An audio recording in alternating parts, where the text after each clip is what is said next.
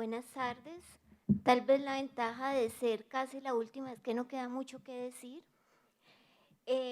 Nos corresponde a Nini Johanna y a mí hacer la presentación institucional del abordaje del acceso y reserva desde el Centro Nacional de Memoria Histórica. Tema que después de las exposiciones que nos precedieron podrán ver que es un escenario en el cual el debate social por la memoria está en plena actualidad.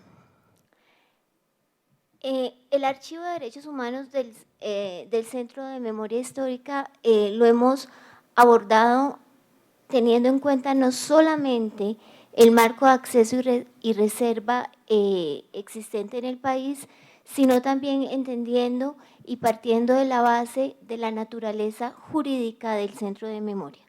Como entidad de justicia transicional, quiere decir que le corresponde facilitar y contribuir, allanar y colaborar en lo que esperamos sea una transición democrática y un camino hacia la construcción de una paz y la consolidación de la democracia en nuestro país, tema que no es fácil y no va a ser de un día para otro. Ya llevamos en este proceso desde el 2005 y puede tomar aún muchos años.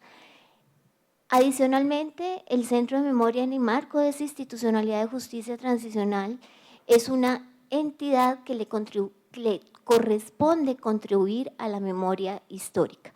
Es decir, no es una entidad de carácter judicial, no le corresponde atribuir responsabilidades penales, le corresponde, como el nombre lo indica, ayudar a develar la memoria histórica del país. Y eso hace que en materia de estándares internacionales también tenga unas protecciones especiales. Y en este escenario yo voy a abordar en concreto el mandato de la Dirección de Archivos de Derechos Humanos y ese mandato en la conformación de un archivo de derechos sobre graves violaciones a los derechos humanos e infracciones al derecho internacional humanitario es un mandato amplio y complejo.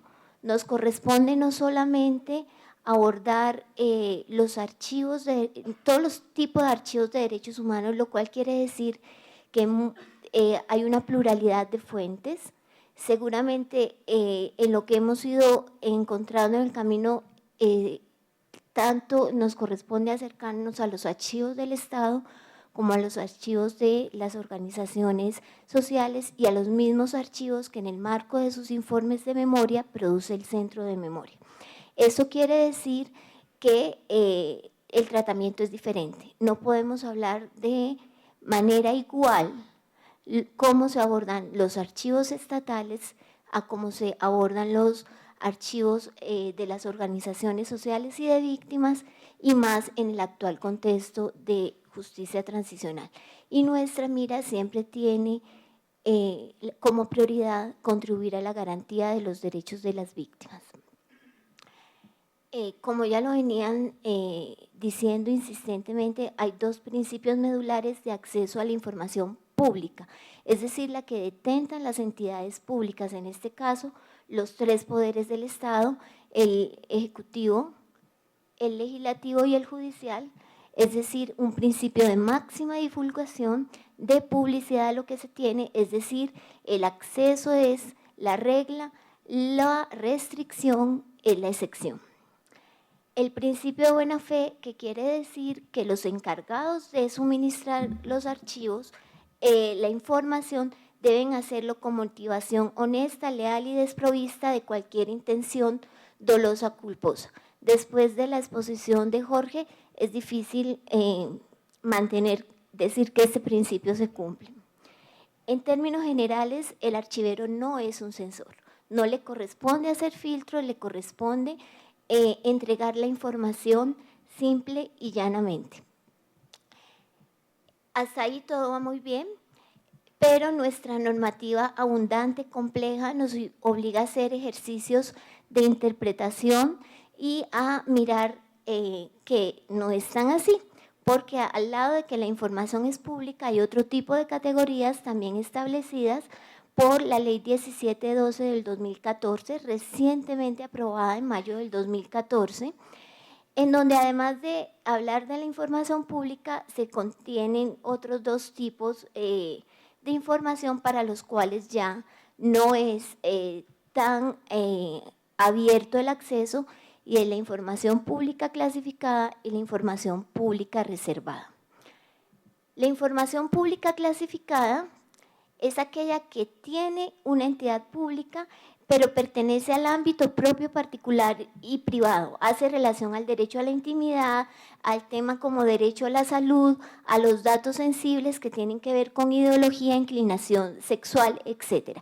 Esa información, si llega a estar en manos de una entidad pública, incluyendo el Centro de Memoria Histórica en los testimonios de las víctimas, o si llega a tenerla una entidad de salud, si la persona es, por ejemplo, portadora de VIH-Sida, si la persona es atea, si la persona es comunista, esa información es una información que se considera que está clasificada y el acceso no es tan fácil. La otra es la que pertenece al ámbito semiprivado de una persona natural o jurídica y que solamente puede tenerse acceso mediante orden judicial. El ejemplo típico son los libros de las comerciantes o los datos relativos a la seguridad social de una persona. Todo esto requiere orden de autoridad judicial o administrativa para poder tener acceso a esa información.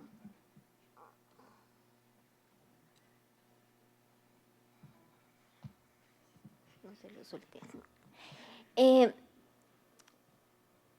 Esa información pública clasificada que hace fundamentalmente relación a personas naturales, pero que es información que detectan las entidades públicas, debe ser aplicada de conformidad con otra ley, que es la ley 1581 de 2012, como ustedes ven todas son del 2012 para acá, o ley de habeas data.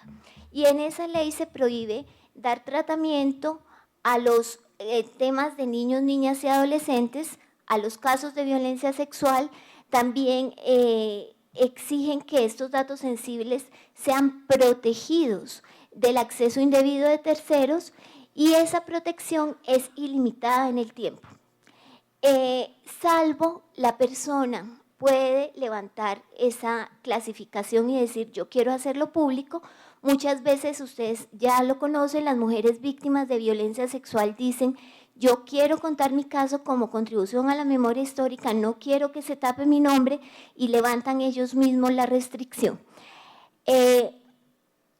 La ley de habeas data también se considera una ley muy avanzada en el país. Sin embargo, tratándose de datos sensibles que están en poder de las autoridades de inteligencia, se rigen por la ley de inteligencia y contrainteligencia. Frente a lo cual, con todo lo que hemos venido hablando, creo que no debo profundizar más en el tema. Y la Comisión de Depuración de Archivos, que establece la ley de inteligencia y contrainteligencia, es la llamada a establecer unos criterios para decir qué datos se mantienen y qué datos no. Esto dicho, el principio internacional exige que toda persona que tenga un registro ante autoridades de inteligencia militar puede y tiene derecho a conocer que estaba en esas bases de datos de inteligencia militar. Y la información pública reservada equivale, la ley colombiana no habla de clasificación de la información, pero equivale al concepto de clasificación, y es reservada. No se permite su acceso por daño a intereses públicos, y ahí tenemos un amplio listado que incluye la defensa y la seguridad nacional, la seguridad pública, las relaciones internacionales, la prevención, investigación y persecución de los delitos y las faltas disciplinarias, mientras que no se haga efectiva la medida de aseguramiento o no se formule pliego de cargos en el caso de los procesos disciplinarios, el debido proceso y la igualdad ante las partes en los procesos penales, los derechos de la infancia y la adolescencia, la estabilidad macroeconómica y financiera del país, la salud pública. Ustedes ven que ese listado de lo que es clasificado es enorme. Entonces, realmente el margen y la definición es demasiado amplia. Entonces, ¿en qué punto es reservado y en qué punto no? depende del buen juicio de quien tenga que entregar la información. Hay otros conceptos a tener en cuenta en la ley de acceso y transparencia a la información pública, y es el caso del documento en construcción.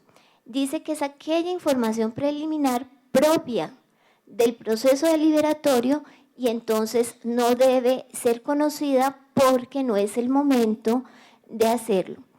En el Centro de Memoria, después de estudiar un poco el tema, hemos dicho que el documento de construcción debe ser diferenciado de la versión de un documento. Y resulta que la versión de un documento puede ser clave para términos de memoria histórica.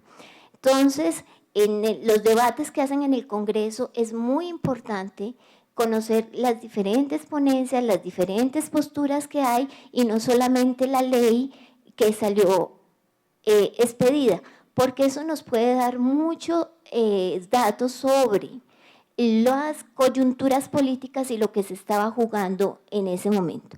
Hay otro tema que habla la ley de acceso y transparencia y es que la divulgación parcial. Y dice que en aquellas circunstancias que el documento no sea reservado en su totalidad, se puede hacer una versión pública que mantenga la reserva únicamente en relación con lo indispensable.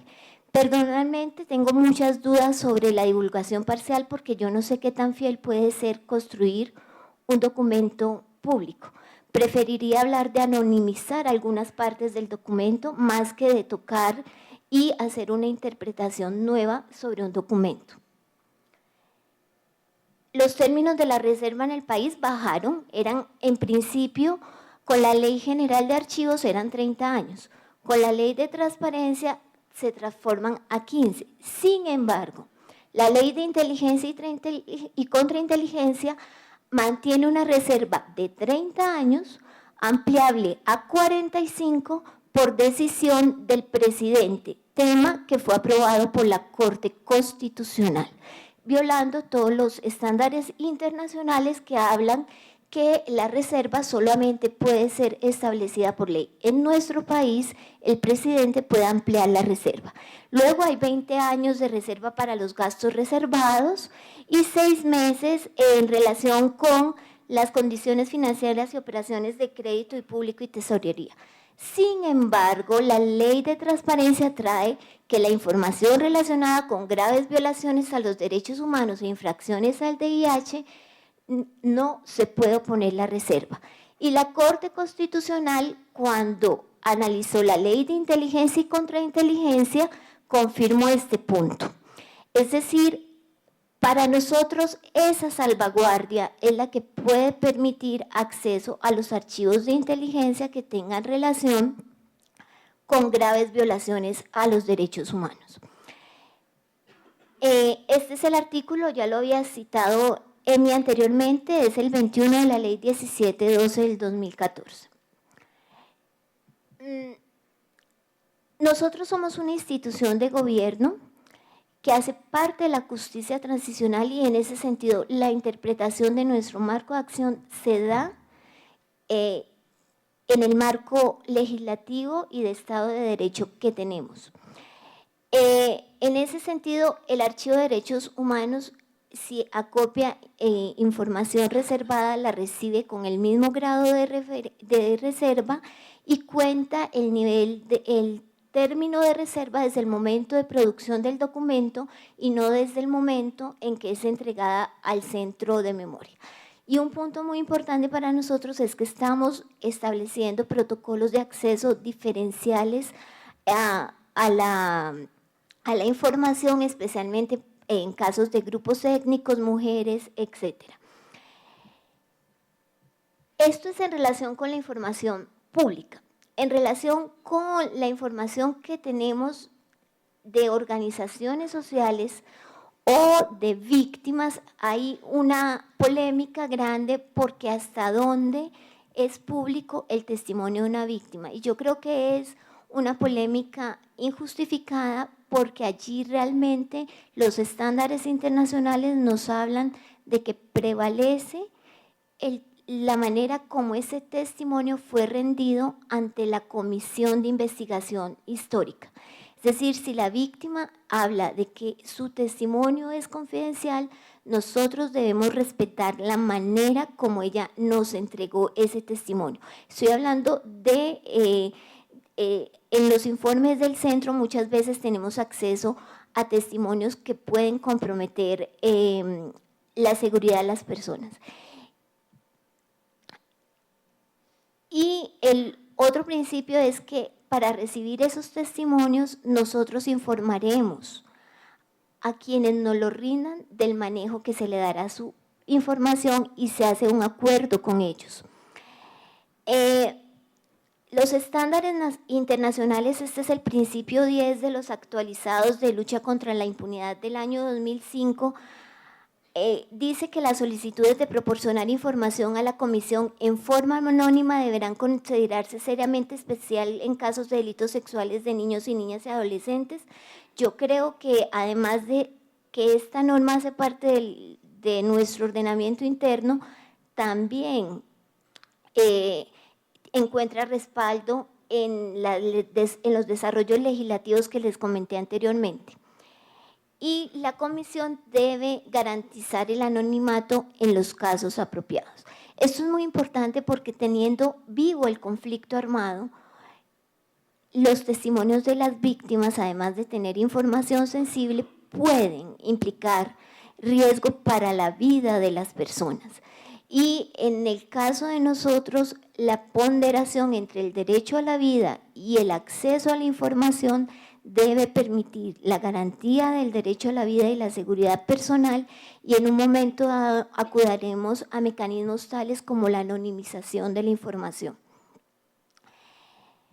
Quisiera, para terminar, contarles dos casos, uno que me impresionó y que conocí muy recientemente, y es que Naciones Unidas hasta hace poco tenía un procedimiento confidencial que era, creo que muchos han oído hablar, el 1503 de Naciones Unidas, pero lo interesante de este caso es que a petición del gobierno de Paraguay,